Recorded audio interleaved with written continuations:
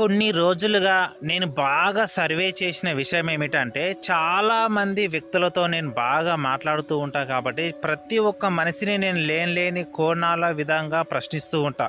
So, నాకు తెలిసిన చాలా వరకు విషయాలేమిటంటే, "ఏమిటన్నా మీ తమ్ముడు మాట్లాడతలేడా?" అంటే, "లేదు మాట్లాడట్లేదు. రాజకీయ అవసరాల కోసం మాట్లాడతలేరు." "ఏంటన్నా మీ ఫ్రెండు మాట్లాడతలే" అంట, "లేదు పొలిటికల్ ప్రకారంగా మాట్లాడతలేడు."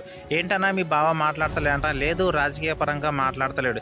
"ఏంది మీ అమ్మ నాన్న ఏదో విడిపోయారంట, మీరు అలాగైనారంట మాట్లాడతలే" అంట, "అవును రేపు రాజకీయంగా మాట్లాడతలేం." "ఏంటి మీ అక్క మాట్లాడతలే" అంట, "అవు రాజకీయంగా మాట్లాడతలేం." "ఏంది మీ ఫ్రెండ్స్ మాట్లాడతలే" అంట, "అవు రాజకీయంగా మాట్లాడతలేం." రాజకీయం రాజకీయం రాజకీయం కుటుంబాలు విడిపోతురు, దోస్తాలు విడిపోతురు, అన్నదమ్ములు విడిపోతురు, అమ్మా నాన్న విడిపోతురు, బాబామర్దులు విడిపోతురు, అందరూ విడిపోతున్నారు. ఎందుకు? రాజకీయం రాజకీయం రాజకీయం. అరే నేను చెప్పేందంటే, ఈ రాజకీయంగా ఉన్న కుటుంబాలు ప్రతి ఒక్కరు దోస్తాను గాను, బంధువులు గాను, బంధుమిత్రులు గాను ఎవరైనా సరే కూడా రాజకీయంగా విడిపోతున్నారు. మరి రాజకీయంగా మీరు అందరు కుటుంబాలు విడిపోతున్నారు, మీరేమైనా లబ్ధి పొందారా అంటే లొట్టపీస్ ఏమీ ఉండదు.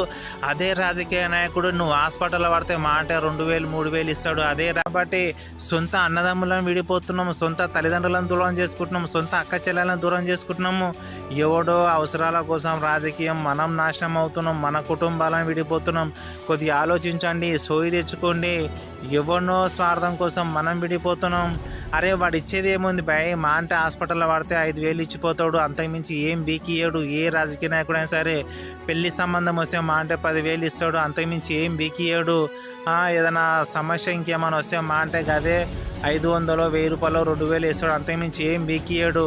అరే నువ్వు మనిషిగా పుట్టినావు, నువ్వు నీ సమస్య కోసం నువ్వు డబ్బు సంపాదించుకోకుండా, నువ్వు జీవించకుండా ఎవరినో అడిగి వాడిచ్చే 10,000కి 5,000కు నువ్వు ఊడిగం చేస్తూ బానిసత్వం చేస్తూ నీ కుటుంబాన్ని విడగొట్టుకుంటున్నావు. కొద్దిగా ఆలోచించు బ్రదర్.